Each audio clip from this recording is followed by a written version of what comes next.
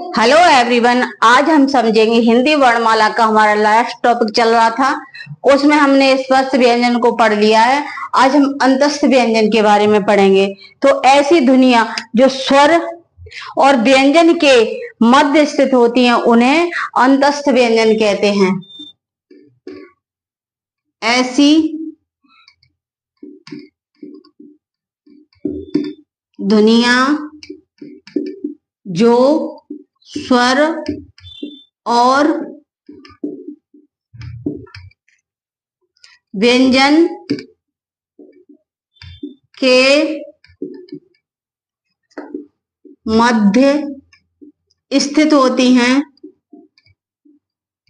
व्यंजन के मध्य स्थित होती हैं उन्हें अंतस्थ व्यंजन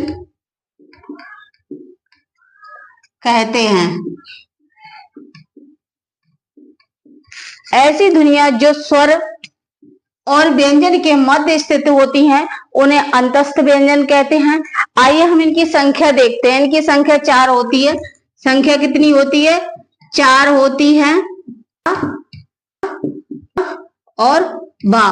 अब इनके उच्चारण स्थान के आधार पर इनको कहां कहां से उच्चारण किया जाता है, तो इसका तालु से किया जाता है, और ये तालु मूर्धा से,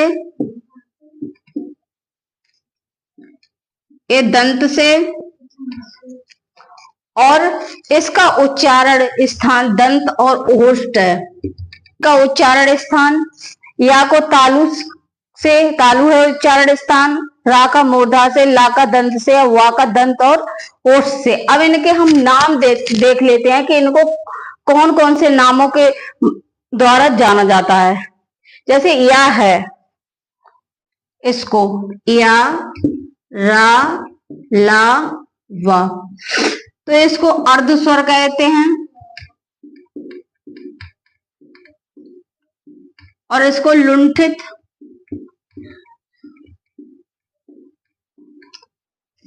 और इस वाले को फार्सिक,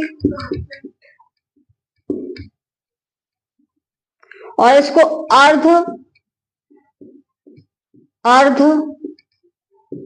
स्वर के नाम से जाना जाता है। हमने पूरा अंतस्थ व्यंजन के बारे में समझ लिया है। आगे हम नेक्स्ट ऊष्म व्यंजन के बारे में समझेंगे, तो बने रहिए मेरे साथ।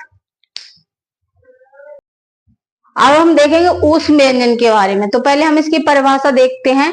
ऐसे वर्ण जिनका उच्चारण करते समय जीभ मुख के किसी न किसी भाग से घर्षण करती है और वायु घर्षण कर बाहर निकलती है,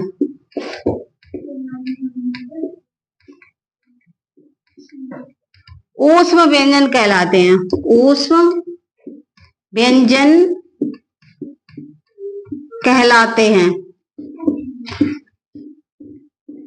इनकी संख्या कितनी होती है? इनकी संख्या 4 होती है। 4 होती है। कौन से हैं? शलजम वाला सा, षटकोण वाला सा, सपेरा वाला सा और हा। इनकी संख्या 4 होती है। हम इनका उच्चारण स्थान देख लेते हैं।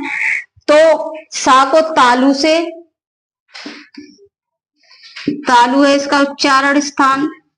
ये वाले षटकोण वाले सा का मूर्धा है, और ये दंत सा है, और हा का कंठ उच्चारण स्थान है। तो हमने समझा ऊष्म व्यंजन के बारे में। अब हम उच्छिष्ट व्यंजन के बारे में हम समझेंगे। उच्छिष्ट व्यंजन ऐसे जिनका उच्चारण करते जीभ पहले उठकर मूर्धा को स्पर्श करती है,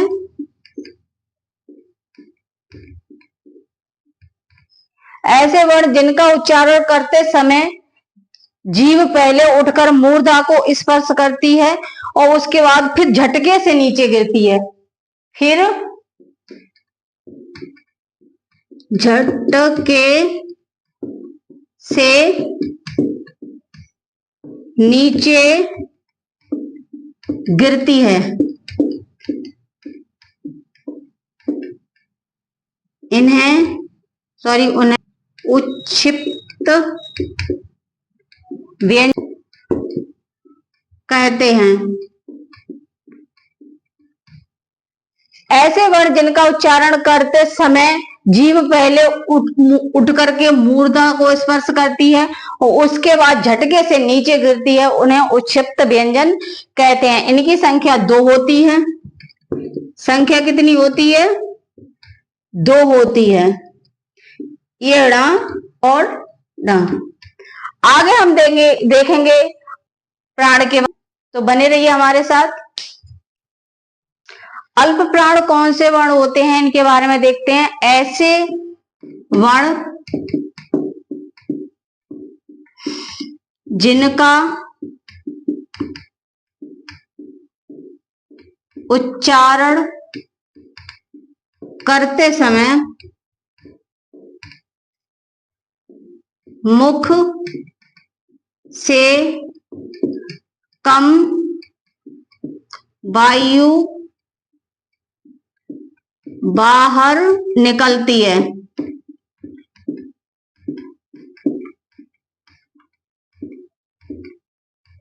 अल्प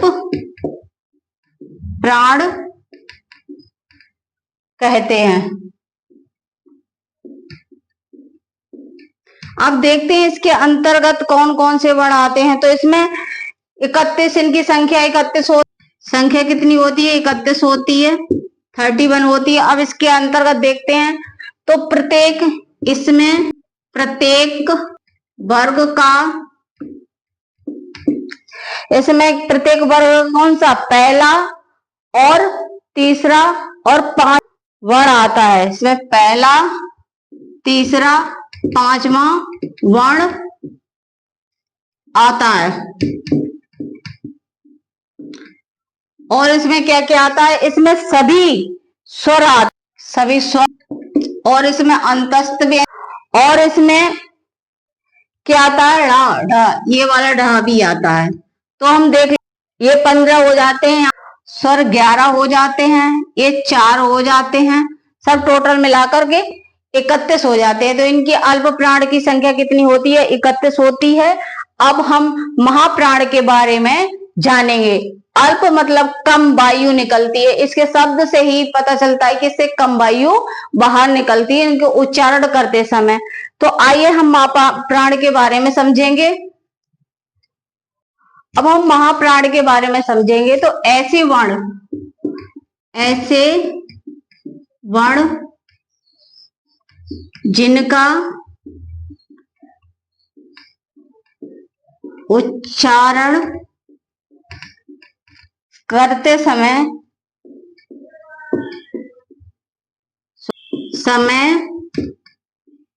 मुख से अधिक वायु बाहर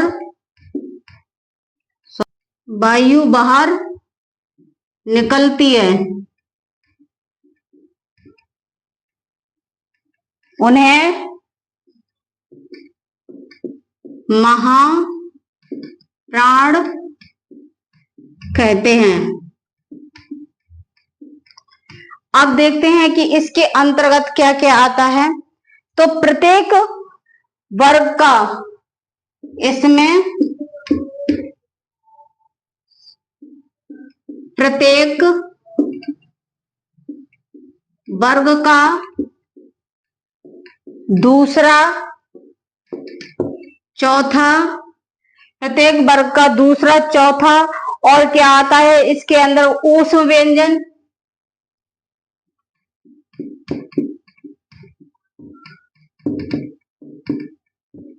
और प्लस ढ आता है।